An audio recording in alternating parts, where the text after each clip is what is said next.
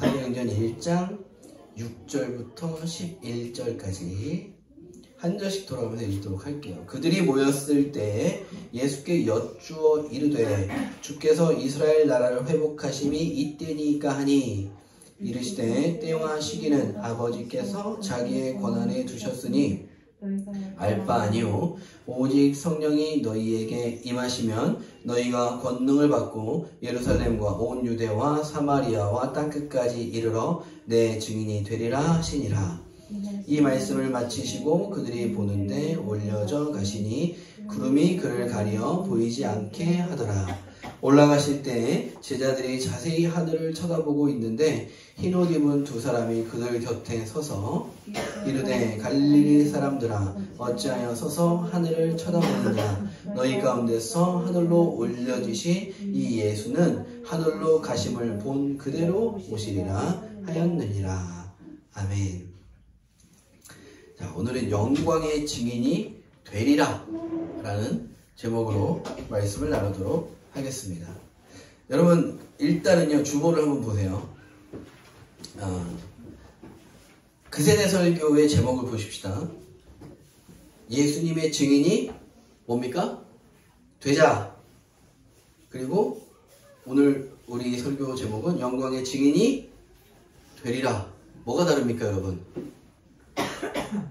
뭐가 다를까요? 중요한 다름이 하나가 있어요. 앞에 예수님과 영광이 다르네요. 그거 말고요. 되자와 되리라가 다른 거예요. 아이들에게는 쉽게 설교한다고 되자라고 한 거예요. 그리고 우리는 보통 되자라고 해요. 근데 성경은 그렇게 말하고 있지 않아요. 되리라. 되리라. 우리가 이걸 염두에 두고 우리 말씀을 나누도록 하겠습니다.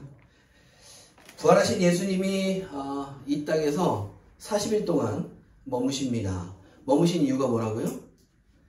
제자들이 의심하지 않도록. 첫 번째 목적 중에 하나는 예수님께서 3년 넘게 제자들과 함께 하셨었는데 이 녀석들은 우리 가르쳐도 딴 소리 하고 있고 네가 나를 오늘 닭 울기 전에 닭 2번 울기 전에 3번 나를 부인할 거야 라고 말했는데 자신있게 나는 절대 다른 사람은 다 떠나서 저는 그러지 않을 겁니다 해놓고 시간이 얼마나 지났다고 냉큼 또 배신하고 모른다고 부인하고 그런 제자들에게 이제 한 번만 나타나신 게 아니라 여러 번 계속해서 나타나시죠.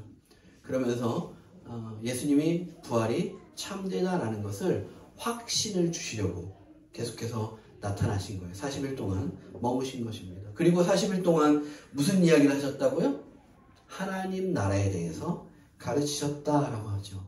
다시 한번 볼까요? 사도행전 1장 3절 보시면 사도행전 1장 3절 다 같이 읽어볼까요? 시작. 그가 고난받으신 후에 또한 그들에게 확실한 많은 증거로 친히 살아계심을 나타내사 40일 동안 그들에게 보이시며 하나님 나라의 일을 말씀하시니라. 하나님 나라의 일을 말씀하셨어요. 자, 그러면 이 하나님 나라의 일을 말씀하시는 것이 이전에는 하시지 않았던 그 말씀을 다시 하시는 걸까요? 그렇지 않아요. 예수님은 공생애를 시작하신 부터 계속해서 무엇에 관해서 말씀하셨어요? 하나님 나라의 일에 대해서 말씀하셨습니다. 마가복음 1장 15절을 보면 마가복음 1장이면 이제 예수님의 공생애를 시작하는 단계죠. 때가 차고 하나님 나라가 가까이 왔으니 회개하고 복음을 믿으라. 어떤 성경에서 이제 천국이라는 표현을 썼지만 마가복음 1장 15절에서 분명하게 때가 차고 하나님 나라가 가까이 왔으니 라고 분명히 이야기를 하고 있습니다. 그러니까 처음부터 하나님 나라를 선포하셨어요. 그리고 여러분 사도행전 28장 맨 뒤로 가보십시다. 오늘 1장을 꽂아놓고요. 사도행전 28장 31절 맨 마지막 절 신약 238쪽 우리 다같이 31절 읽어볼까요? 시작. 하나님의 나라를 전파하며 주 예수 그리스도에 관한 모든 것을 담대하게 거침없이 가르치더라. 결국 사도 바울도 이게 사도 바울에 관한 이야기인 거거든요. 이 부분은 결국 이 사도행전의 끝이 무엇으로 끝나요? 하나님의 나라로 끝나요. 모든 복음서가 예수님의 공생애를 시작할 때도 하나님 나라를 선포하시고 시작하셨고, 또 사도행전에서도 부활 이후에 보면 예수님께서 40일 동안 하나님 나라의 일을 말씀하셨고, 그 이후에 제자들, 사도들은 그 하나님 나라에 관해서 선포하며 나아갔던 것입니다. 결국은 하나님 나라라는 거예요. 그런데 오늘 사도행전 28장 31절에서 중요한 게 뭐냐면, 제가 다시 한번 읽을게요. 하나님의 나라를 전파하며 주 예수 그리스도에 관한 모든 것을 담대하게 거침없이 가르치더라 라고 하죠. 자, 보시면 하나님 나라를 전파하며, 첫 번째, 그죠? 두 번째, 주 예수 그리스도에 관한 모든 것을 담대하게 거침없이 가르치더라. 그럼 이게 같은 겁니까? 다른 겁니까, 여러분? 하나님 나라에 관한 것 외에 또 주 예수 그리스도에 관한 모든 것을 가르쳤을까요? 아니에요. 이거 같은 거예요. 그러니까 누가 하나님 나라가 뭐예요? 뭔지는 알겠는데 잘 모르겠어요. 라고 하면 우리는 어떻게 대답할 수 있어요? 하나님 나라는 주 예수 그리스도에 관한 모든 것입니다. 라고 우리는 대답할 수 있는 거예요. 무슨 말인지 이해가 되시죠? 이렇게 대답을 하니까 오히려 뭔가 더 헷갈려. 그럴 수도 있어요. 우리가 흔하게 갖는 개념이 아니니까. 나라라고 하면 예를 들면 영토가 있어야 되고 뭐 국민이 있어야 되고 주권이 있어야 되는데, 그런 개념으로 설명하지 않고 하나님 나라에 관해서 설명하는데 주 예수 그리스도에 관한 모든 것이라고 하니까 처음에는 탁 다가오진 않지만, 하나님 나라가 무엇일까 했을 때 우리 주님이 선포하신 그리고 보여주신 그 모든 것이 다 하나님 나라입니다 라고 이해를 한다면 우리는 크게 또 어려울 게 없습니다. 다시 한번요. 하나님 나라가 뭐라고요? 주 예수 그리스도에 관한 모든 것을 우리는 하나님 나라라고 말합니다. 그런데 제자들은, 다시 오늘 본문 1장으로 오면 1장 6절, 여기서 이상한 점 하나 찾아보세요. 그들이 모였을 때 예수께 여쭈어 이르되 주께서 이스라엘 나라를 회복하심이 이때니까 하니 라고 묻습니다. 여러분, 뭐가 이상합니까? 이상한 게 뭐가 있어요? 우리 지금 계속해서 뭐에 관해서 이야기했다고요? 하나님 나라에 관해서 예수님이 가르치셨대요. 근데 지금 이 제자들이 무엇에 관해 묻습니까? 이스라엘 나라에 관해 묻고 있어요. 뭐가 다른지 여러분 아시겠죠? 우리가 마태복음을 할 때 계속해서 다루었던 내용이에요. 선민사상. 이 정말 속된 말로 이들은 선민사상에 쩌들어 있어요. 완전히 우리만 택함을 받았고, 우리 이스라엘 족속만, 민족만 택함을 받았고 다른 사람들은 다 아니야. 그리고 우리만 구원을 받고, 또 이 이스라엘이 이 땅 가운데 저 로마를 물리치고 가장 강대한 나라로 우뚝 서게 하실 분이 메시아다. 이 선민사상에 완전히 잠식되어 있는 거예요. 예수님께서 십자가 지시기 그 전에 3년 동안도 계속해서 하나님 나라를 말씀하셨지만 이들은 듣지 못했던 거예요. 무슨 말씀을 하셔도 자기 기준으로, 무슨 말씀을 하셔도 자기 기준, 하나님 나라에 관해서 이야기를 해도 예수님께서는 예수님에 관한 모든 것인 그 하나님 나라에 관해서 이야기를 해도 이 제자들은 이 이스라엘 나라에 관해서만, 그럼 우리 예수님이 언제 저 하늘에서 불병거와 불마차를 불러가지고 저 로마를 다 뒤집어 엎고 우리가 이 세계를 지배할 수 있을까? 계속 그 생각만 하고 있는 거예요. 부활하시고 나서 40일 동안 또 하나님 나라를 말씀하셨어요. 이제 예수님이 승천하셔야 돼요. 그런데도 뭘 묻고 있다고요? 이스라엘 나라를 회복하심이 이때니까, 그러니까 언제입니까? 라고 묻고 있는 거예요. 여전히 그들은 자기 생각에만 빠져서 예수님이 뭐라고 말씀하시는지 전혀 듣고 있지 못합니다. 지긋지긋한 선민사상이고요. 무엇을 말해도 자기 중심적으로만 이해를 하고 있는 거예요. 그래서 거듭남이 필요한 겁니다. 거듭나지 아니하면이라고 하잖아요. 그래서 거듭남이 필요한 거예요. 그리고 이 거듭남은 오직 누구를 통해서요? 성령을 통해서요. 성령께서 내 안에 오셨을 때 성령께서 나를 born again, 거듭나게 하심으로 내가 하나님 나라를 볼 수 있는 거예요. 그렇지 않으면은요, 이 자리에 앉아서 우리가 무슨 이야기를 들어도 내 생각대로만 판단하는 거예요. 하나님 나라에 관한 이야기를 들어도 내가 그러면 올해는 돈을 많이 벌 수 있는 건가? 이런 얘기를 하고 있다니까요. 여러분 예전에, 요새는 한국교회가 그런 거 많이는 안 하는 것 같은데, 그 연말이 되면 송구영신 예배 때나 이런 때 말씀 뽑기 이런 거 하잖아요. 말씀 뽑기. 그러면은 이거는 그 말씀 뽑기가 뭐냐면은 혹시 아세요? 이렇게 그 코팅된 게 있어요. 그래서 말씀 한 구절이 딱 성경 말씀 중에 좋은 말씀 한 구절이 딱 적혀 있는 거예요. 그걸 이거 황금바구니 같은 데 꽉 껴놓고 하나 뽑는 거야. 그냥 뭐 2024년 나에게 주신 말씀. 근데 거기서 예를 들면 너의 경영하는 것이 다 이루리라 이러면 사업을 하면 내가, 이거는 완전히 점쟁이 점 보는 거죠. 그렇죠? 완전 점쟁이 점 보는 거거든요. 그런데 마치 그런 것처럼 그냥 모든 말씀을 다 자기 중심적으로만 이해를 하는 그런 문제가 생기는 거예요. 성령이 내 안에 오셔서 내가 거듭나야 born again 해야지만 우리가 말씀을 말씀으로 온전히 받아들일 수 있는 것입니다. 그러면 우리가 이렇게 물어볼 수 있을 거예요. 예수님께서 이 땅에서 3년 넘게 가르치신 그 모든 것은 실패인가? 그래 보이잖아요. 지금 예수님 승천하실 때까지도 이 녀석들은 못 알아듣고 있는 거예요. 예수님 이제 승천하실 건데 아직까지 이 녀석들은 하나님 나라는 모르겠고 이스라엘 나라에 관해서만 계속해서 이상한 소리 하고 있는 거예요. 그럼 예수님의 사역은 실패인가?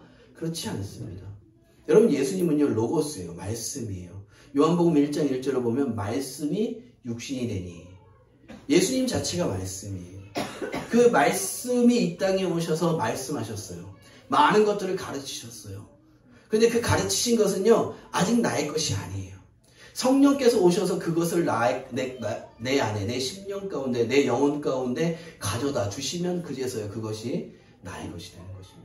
그 진리의 말씀이 이 안에 있지만 이것이 성령을 통하여 내 안에서 역사할 때, 적용될 때 레마가 되어서 그것이 나의 말씀이 되는 것입니다.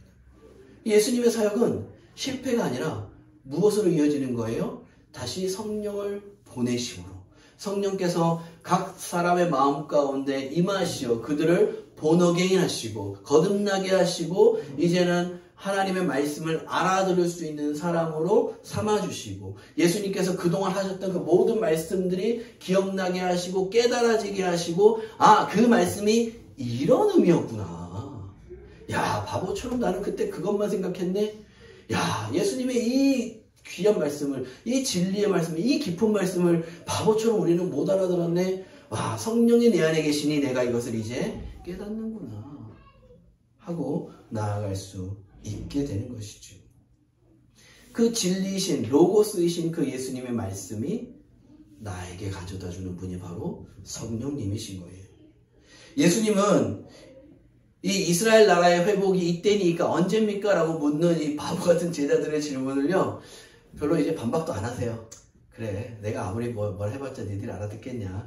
괜찮아. 내가 가고 성령을 너희에게 보내줄 터인데 성령이 너희 가운데 역사하면 너희는 그때가 되면 다 알아들을 거야. 그래서 이스라엘 나라에 대해서 반박하지 않으세요. 오히려 7절이에요. 7절. 이르시되 때와 시기는 아버지께서 자기의 권한에 두셨으니 너희가 알 바 아니요라고 합니다.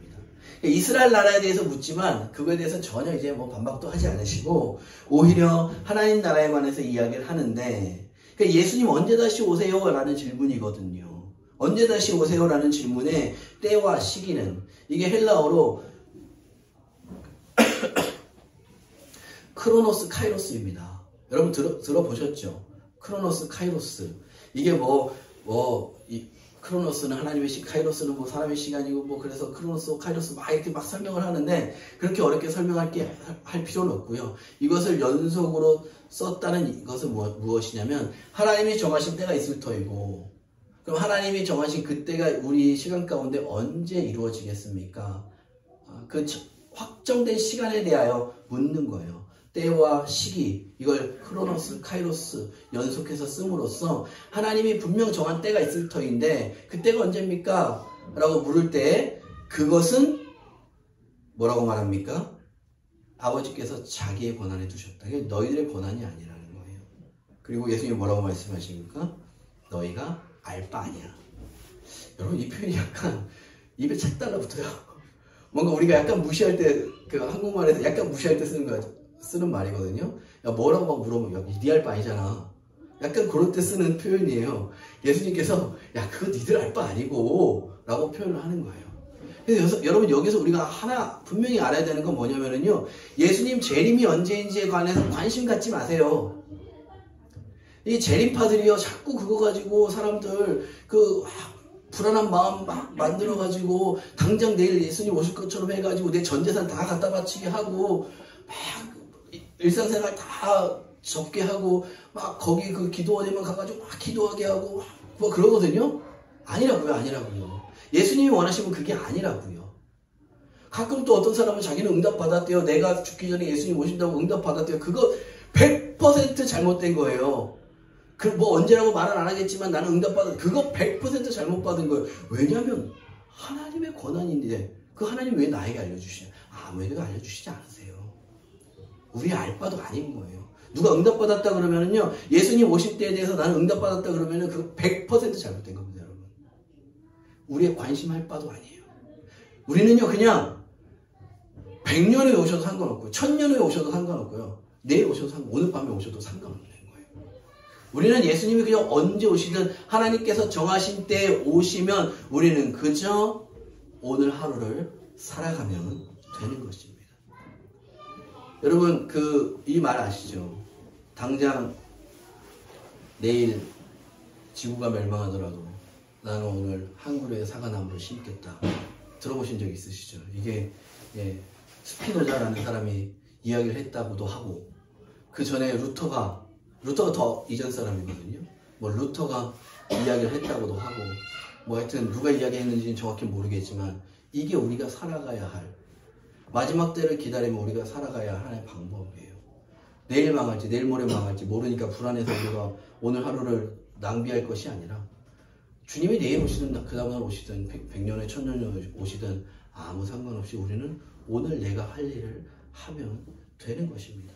그저 우리는 오늘 나에게 맡겨진 일을 하면 되는 것입니다. 그것이 바로 우리가 살아가야 할 8절 증인이 되리라의 삶이에요. 여러분 8절을 다 같이 한번 읽어보겠습니다. 오직 성령이 너희에게 임하시면 너희가 권능을 받고 예루살렘과 온 유대와 사마리아와 땅끝까지 이르러 내 증인이 되리라 하시니라. 아멘. 여러분 이걸 조금 더 정확하게 어떤 영어 성경을 봐서 원어를 봐서 해석하면요, 오직 성령이 너희에게 임하시면 이라고 할 때 이게 가정이 아니에요. 우리가 보통 영어로 가정을 쓸 때 if라는 걸 쓰잖아요. If the Holy Spirit comes upon you, 뭐 이렇게 하면 이거는 그 성령님이 올 수도 있고 안 올 수도 있고예요. 여기서는 if를 쓰지 않고 when을 씁니다. 뭐냐면 성령님이 너에게 오실 때, 오실 건데 오실 때 두 가지 일이 벌어져요. 첫 번째, 너희가 권능을 받을 거야. 그러니까 성령님은 우리에게 오실 거고, 이건 정해진 사건이에요. 오실 거고, 오시면 무슨 일이 벌어지냐? 너희가 권능을 받을 거야. You will receive the power 라고 해요. 너희가 권능을 받을 거고, 그 다음에 또 한 가지가 있어요. 내 증인이 되리라. 아까 이 되리라가 중요하다 그랬죠. You will be the witness 라고 해요. 그러니까 내 증인이 되리라예요. 성령이 우리에게 임하시면 자연스럽게 우리는 권능을 받고요. 예수님의 증인이 됩니다. 근데 우리는 이 성경 구절을 조금 약간 오역해서 됩시다 이렇게 하는 거예요. 그렇다고 해서 뭐 틀린 건 아니지만 성령이 우리에게 임했을 때 우리가 경험하는 것은 자연스럽게 그렇게 되는 거예요. 권능을 보고 저는 권능 그런 거 모르겠는데요. 그게 나의 것이 아니라 내 안에 계신 성령이 가지고 계세요. 그러니까 우리는 그 성령을 의지하여 순종하며 나아가면 내 삶을 통해 하나님의 권능이 역사하는 거예요. 왜 내 삶을 통해서 하나님의 권능이 역사하지 않으시는 줄 아십니까? 성령의 인도하심에 따라 순종하지 않으니까 그러는 거예요. 나에게 힘이 있는 게 아니에요. 내 안에 계신 성령께 능력이 있는 줄 믿으시기 바랍니다. 할렐루야. 그리고 그러면 나는 자연스럽게 증인이 되는 겁니다. 증인이 돼야 돼. 난 증인이 되어야만 해가 아니라 그냥 오늘 하루 내가 나를 이끌어 가시는 인도하시는 성령에 순종하고 그 성령의 성령의 음성에 우리의 귀를 마음의 귀를 기울이면 우리는 자연히 증인이 되는 것입니다. 되리라. 근데 우리는 왜 못 된다고요? 순종하지 않았어요. 여러분 수도꼭지에서 왜 물이 안 나옵니까? 수도꼭지에서 왜 물이 안 나오는지 아세요? 여러분 이 심오한 걸 여러분이 깨달으십니까? 수도꼭지를 안 틀어서 안 나오는 거예요. 자기 그 수돗물을 공급하는 데서 더 이상 물을 안 흘려보내주니까 안 나오는 게 아니라 내가 수도꼭지를 안 트니까 물이 안 나온다고요. 근데 수도꼭지를 틀지도 않고 왜 수돗물이 안 나오냐고 하면 그거 어떻게 대답을 하냐고요. 지너진지도 알아요. 손 씻으려면 수도꼭지 틀어야 된다는 거. 그거는 딱 마찬가지인 거예요. 왜 하나님 나에겐 역사하지 않으시고 왜 내 삶은 이렇게 어렵습니까? 그걸 왜 하나님 앞에 묻고 있냐고요. 순종하지 않으니까. 내 안에 계신 성령의 음성에 귀 기울이지 않으니까. 내가 그런 삶을 살지 못해서 하나님이 나에게 복 주시지 않는 게 아니라 나는 그저 순종하며 그런 삶을 살게 되어 있고 증인이 되게 되어 있고 권능을 내 삶을 통해 하나님의 권능이 임하게 되어 있고 그것이 곧 나에게 복이 된다고요. 이 사실을 꼭 기억할 수 있기를 바랍니다. 하나님 나라의 증인이 되는 것이 어떤 의미인지 제가 9절부터 11절까지 읽겠습니다. 이 말씀을 마치시고 그들이 보는 데 올려져 가시니 구름이 그를 가려 보이지 않게 하더라. 올라가실 때 제자들이 자세히 하늘을 쳐다보고 있는데 흰옷 입은 두 사람이 그들 곁에 서서 이르되 갈릴리 사람들아 어찌하여 서서 하늘을 쳐다보느냐. 너희 가운데서 하늘로 올려지신 이 예수는 하늘로 가심을 본 그대로 오시리라 하였느니라. 자, 그림을 한번 그려보자면 아까 우리 그 장면이죠. 사람들이 많이 모여있는데 예수님이 마지막 말씀을 하시고 쭉 하늘로 빨리 올라가는 거예요. 하늘로 쭉 빨리 올라가는데 구름에 가려져 더 이상 보이지 않아요. 여러분 이 말씀을 오역하면 안 되는 게 그런 성화가 있죠. 이제 예수님이 올라가시는데 예수님이 서 있고 양옆에 천사가 그 구름이 있고 구름이 예수님이 계시고 양옆에 천사가 있고 근데 오늘 말씀을 읽어보면 그 모습이 전혀 아니에요. 그 모습이 전혀 아니에요. 구름 타고 올라가시지 않았어요. 여러분 손오공이 그 군두운을 타는 거 아시죠? 군두운을 타고 막 왔다 갔다 하잖아요. 그런 구름을 탔다라는 개념이 아니에요. 여기서는 올라가시고 구름에 가리워져서 더 이상 보이지 않아요. 그죠? 그리고 나서 두 천사가 나타나서 갈릴리 사람들아 뭐 이렇게 멍하니 쳐다보고 있니? 너희가 본 모습 그대로 오실 거야. 지금 이 이야기거든요. 그럼 여기서 우리가 주목해야 할 하나는 뭐냐면요. 구름이에요. 구름. 왜 주목해야 되냐면 이 구름은 곧 하나님의 임재의 상징이거든요. 하나님의 영광의 상징이에요. 하나님께서 출애굽 당시에 그 애굽에 붙잡혀있던 이집트에 붙잡혀있던 그 이스라엘 백성들을 무엇을 통해 그들을 인도하십니까? 구름 기둥과 불 기둥으로 인도하세요. 구름 기둥은 낮에 너무 더워서 이들이 그걸 가리워지기에 구름 기둥으로. 그리고 시내산에서 빽빽한 구름이 가렸다 그래요. 모세가 이제 하나님 만나러 시내산 위로 올라가니까 빽빽한 구름. 여러분, 구름이 빽빽한 구름이라는 표현이 너무 좀 되게 현실적이지 않습니까? 빽빽한 구름. 그 하나님의 그 온전한 인재, 영광의 상징이에요. 그리고 솔로몬이 성전 건축을 하고 나서 언약궤를 다 갖다 놓으니까 또 거기에도 갖다 놓고 제사장들이 나오니까 빽빽한 구름이 그게 임했다고도 합니다. 욥기에서도 그런 빽빽한 구름이라는 표현이 나오고요.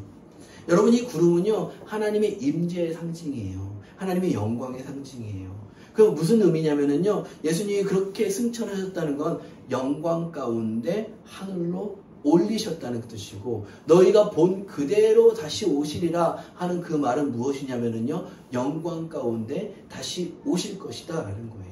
예수님은 이 땅에 오셔서 우리를 위해 죽으시고 다시 사심으로 말미암아 온전한 영광 가운데 계세요. 할렐루야. 그리고 그 영광 가운데 승천하셨고 영광 가운데 언젠간 다시 오실 거예요. 그 영광을 우리는 바라보며 사는 사람들이에요.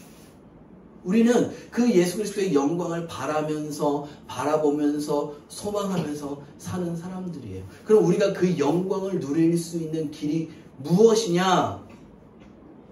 성령이 우리에게 임하시면 권능을 받고 증인이 되는 바로 그 삶입니다.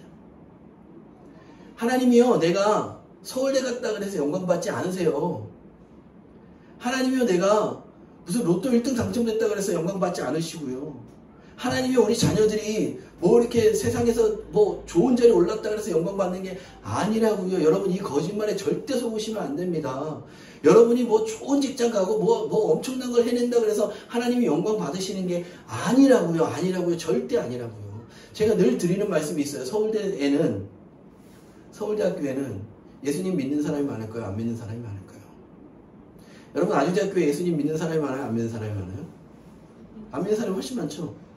만약에 아주대학교 들어간 게 하나님의 영광이 되면 안 믿는 사람이 더 많아. 그럼 하나님의 영광이 큰 거예요? 세상의 영광이 큰 거예요? 하나님의 영광이 크다고 말할 수 없는 거예요. 그런 게 아니라고요. 주님이 우리 삶 가운데 보여주신 영광은 뭐냐? 성령이 우리 안에 계실 때 우리가 그 성령의 음성에 순종하여 매일매일 살아갈 때, 증인이 될 때, 그것이 곧 우리 주님께 영광 돌리는 일이고, 그것이 곧 우리가 이후에 주님 다시 오실 때 내가 주님께 드릴 수 있는, 주님, 제가 참 부족하고 많이 연약했지만 그래도 성령께서 내 안에서 말씀하실 때 내가 그 말씀에 순종하려고 얼마나 노력했는지 몰라요. 그 말씀이 너무 기뻐서 저에게 얼마나 위로가 됐는지 몰라요. 내가 힘들 때마다 위로하시는 그 말씀에 내가 얼마나 힘을 냈는지 몰라요.